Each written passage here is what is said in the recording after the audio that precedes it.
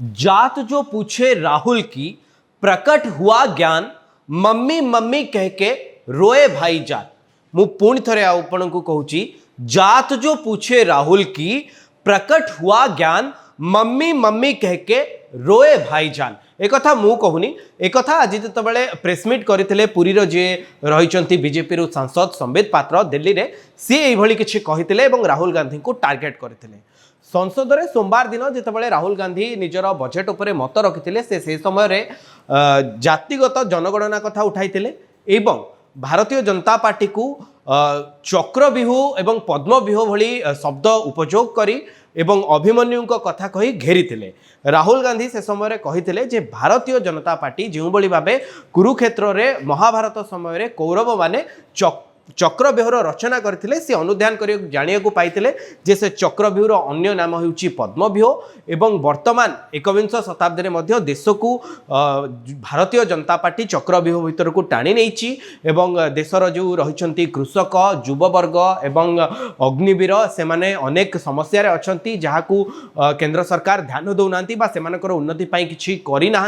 एवं जो इंडिया मेंट रही सी जातिगत जनगणना करी एवं कृषकों जो एमएसपी दाबी उठी ताकू पूरण करी से चक्रव्यूह को भांगिबो एवं एक कथा मध्य राहुल गांधी कहते जे प्रधानमंत्री नरेंद्र मोदी अमित शाह जे रही अजित डोभाल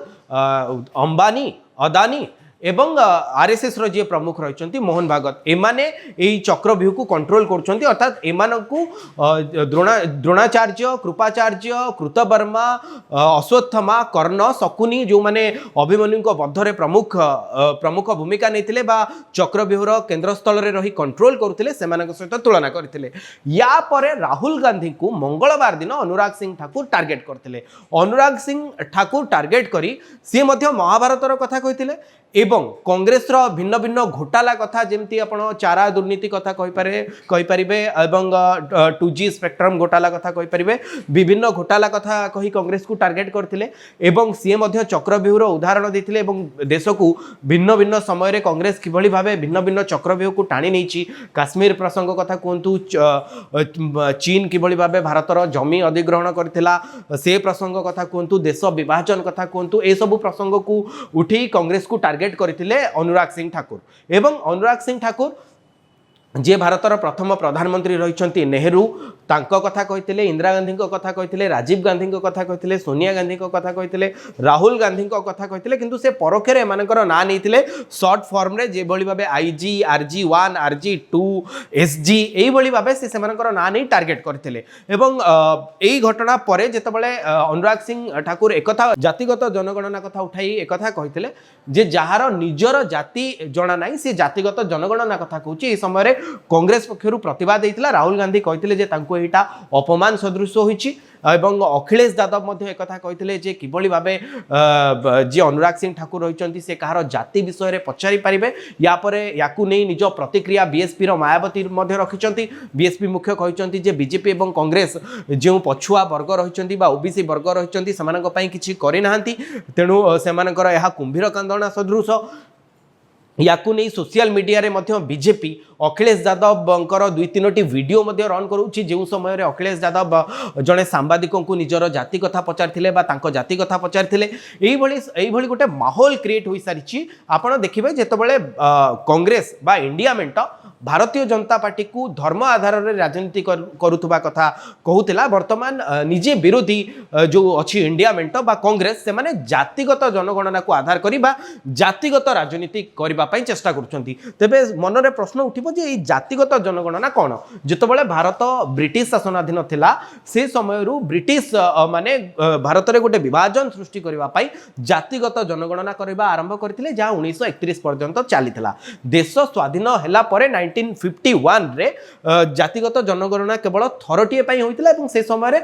जो मैंने एससी एसटी संप्रदाय अच्छा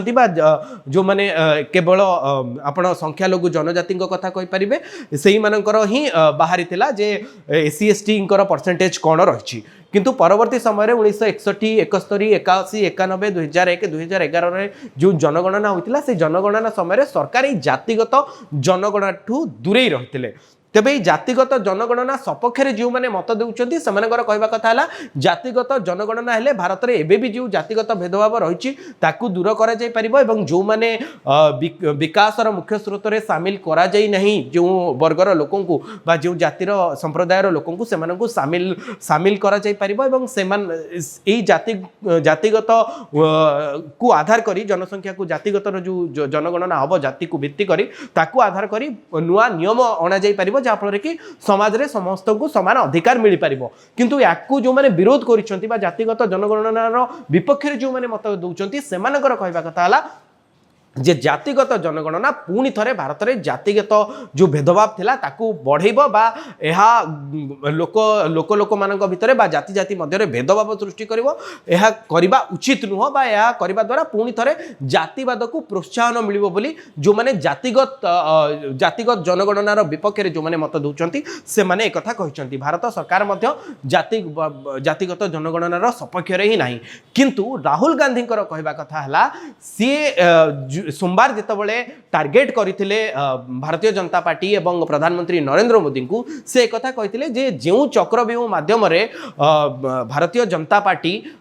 देश को फसौची बा देश रे अनेक किछि प्रॉब्लम तैयारी करबा पई चेष्टा करूची सीए बा इंडिया मेंट शिवंकर शोभायात्रा सदृश एवं जातिगत जनगणना माध्यम एवं कृषकों को एमएसपी जहाँ दाबी रही पूरण करी ई जो चक्रव्यूह रही भांगे एवं आज तांकर से मत को नहीं पुणी थे चर्चा जोर धरची जितेबाला संबित पात्र जी रही डॉक्टर संबित पात्र पुरी सांसद सी जितेबाला या प्रेसमिट कर राहुल गांधी को टार्गेट कर से एक कहते किभली भाव राहुल गांधी संसद भीतर को टी सार्ट पिंधिकी आसुँच किभली भाव से पकेट्रे हाथ पुरे कथा कहते से जो जातिगत जनगणना कथा से उठे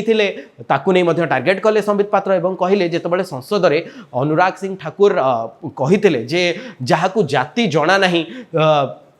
सी जातिगत जनगणना कथा कहूँ से समय से कहा ना नहीं नथिले तबे कहीं राहुल गांधी को एक कथा बाधुची तबे ये रही संपूर्ण जातिगत जनगणना को नहीं एवं जहाँ वर्तमान भारतर राजनीति जोर धरी एवं जातिगत जनगणना को भित्ति करी हुलुस्थुलु होउची कांग्रेस कहवा कथा जे जेतेबेले अनुराग सिंह ठाकुर संसद रे निजर